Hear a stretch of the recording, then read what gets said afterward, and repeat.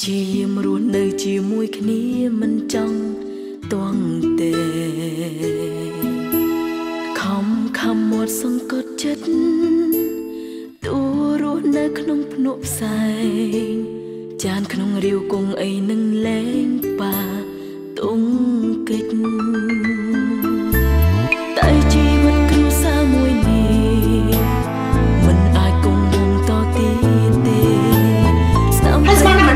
ណាស់មីមេដល់ពេលដែលត្រូវផ្ទុះបែកហើយ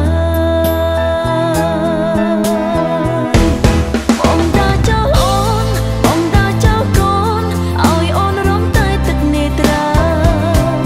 បងមិនធ្វើខ្លួនជាមេគ្រួសារយប់ណាក៏អូននៅម្នាក់ឯងជីវិតលែងលាស្អីណាចង់ជួបតែមករៀបរាប់មានតែយំទឹកស្រីមួយនេះគឺទុកពិនភ្នំ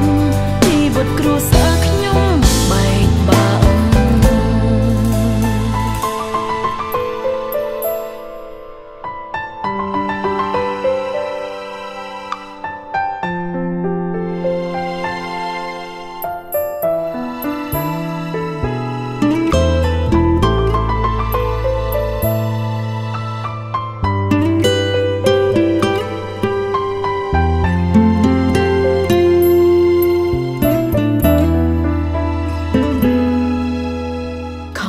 ខំមាត់សង្កត់ចិត្តទូរស់នៅក្នុងភ្នក់ផ្សែង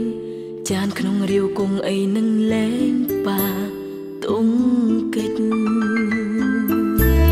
តែជីវិតគ្រួសារមួយនេះមិនអាចគង់វង្សតទៀតទេស្នាមប្រេះមានច្រើនណាស់មីមេដល់ពេលដែលត្រូវផ្ទុះបែកហើយ